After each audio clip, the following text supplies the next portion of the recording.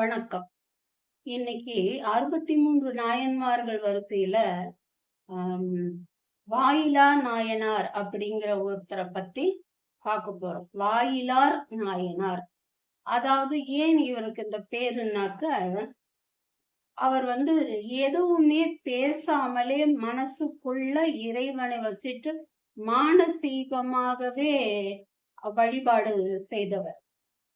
ஏதும் பேசாமலே இறைவனை மானசீகமாக வழிபட்டார். அதனால இந்த சடங்குகள் சம்பிரதாயங்கள் மேல அவருக்கு நம்பிக்கை இல்லாம இறைவன் ஒன்றே பிரதானம் அப்படின்னு சொல்லி மனதுக்குள்ளேயே இறைவனை வழிபட்டவர். அது மட்டும் இல்லாம அவர் பூசலாருங்கிற நாயனார் மனசுக்குள்ள கோவிலை எழுப்பினார். இவரும் கட்டுறாரு, கற்பனையில கோவில் கட்டுறாரு. பலவிதமான உலோகங்களை கொண்டு கற்பனையில இறைவனுக்கு கோவில் எழுப்புறார். பலவிதமான உலோகங்கள், தங்க கோபுரம், வெள்ளியாலான சுவர்கள், தங்க தூண்கள்.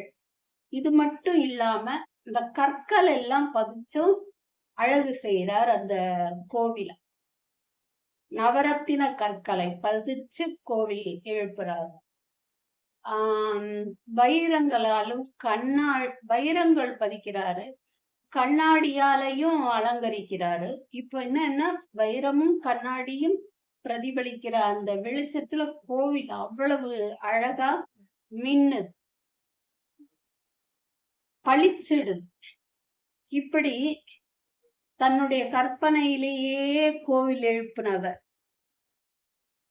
அதெல்லாம் இல்லாம கற்பக விருட்சம்னு கேள்விப்பட்டிருப்போம். கேட்டதை கொடுக்கக்கூடிய கற்பக விருட்சம். அந்த விருட்சத்தோட மலர்களாலையும் அலங்கரிக்கிறார். அவர் தன்னுடைய வாழ்நாள் முழுவதும் மௌனமாகவே இருந்து இறைவனை வழிபட்டு ஈசன் திருவடி நிழலை அடைந்தார். இவர் பிறந்ததும் மயிலாப்பூர்ல, முக்தி கிடைச்சதும் மயிலையில தான், திருமயிலையில. இவர் இவருக்கு மயிலாப்பூர் கோவில்ல கபாலீஸ்வரர் கோவில்ல, அந்த கற்பகாம்பாள் கோவில்ல முருகன் சன்னதிக்கு பக்கத்துல இவருக்கு தனி சன்னதி இருக்கு.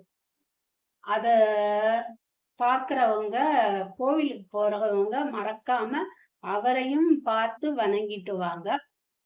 அடியாருக்கு அடியாரானவர், அதனால இவர் ஈசனுக்கு பிரியமானவர், அதனால அவரையும் வணங்கிட்டு வாங்க.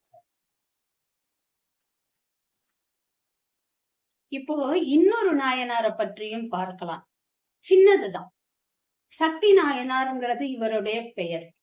வரிஞ்சை அப்படிங்கிற ஊர்ல பிறந்தவர். இவருடைய அன்பானது மூர்க்கமானது.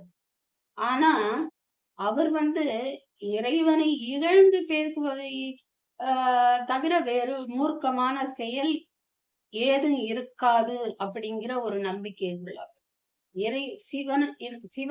சிவனடியாரையோ இகழ்ந்து பேசுவதை தவிர வேறு எந்த ஒரு செயலும் மூர்க்கமாகாது அப்படிங்கிற குணம் கொண்டவர். அதனால என்ன செய்யறாரு, வேளாண்மை செய்யற குலத்துலதான் அவர் பிறந்திருக்காரு. அவர் என்ன செய்யறாரு, தன் காதுபட யாராவது சிவனையோ சிவனடியாரையோ இகழ்ந்து பேசினா குரடு அப்படிங்கிற ஒரு கருவியால அந்த நாக்கு இழுத்து அறுத்துருவார். குரடுங்கிறது இந்த கட்டிங் பிளேயருங்கிறோம்ல, அது மாதிரி ஒரு கருவி. எவ்வளவு பெரிய விஷயத்த சொல்லிட்டு எப்படி ஒரு விளக்கம் பாருங்க. அந்த குரடுங்கிற ஒரு பொருளை வைத்து, ஆயுதத்தை வைத்து நாக்கை இழுத்து அறுத்துருவார். இப்படி ஒரு மூர்க்கமான அடியாரா அவர் இருக்கார், சிவனடியாரா. இப்படி இகழ்ந்தவர்களை இது மாதிரி செய்து சிவபெருமான் மேல வைத்த அன்பை நிரூபித்து அவர் சிவனடி சேர்ந்தார். இது சக்தி நாயனாருடைய கதை. சிறப்புலி நாயனார்னு ஒரு நாயனார் இருந்திருக்கார். பொன்னி நதி பாயக்கூடிய அந்த நாட்டுல திரு ஆக்கூர் அப்படிங்கிற ஊர்ல அந்தனர் குலத்துல பிறந்தவர். இவரு இல்லையெனாது கொடுக்கக்கூடியவர். யார் எவர் அப்படிங்கிற ஒரு இதெல்லாம் கிடையாது, பாகுபாடெல்லாம் கிடையவே கிடையாது. யார் கேட்டாலும் அள்ளி கொடுக்கக்கூடியவர். அதனாலேயே இறைவன் இவருக்கு கிள்ளி கொடுக்காம அள்ளி கொடுத்திருந்தார்.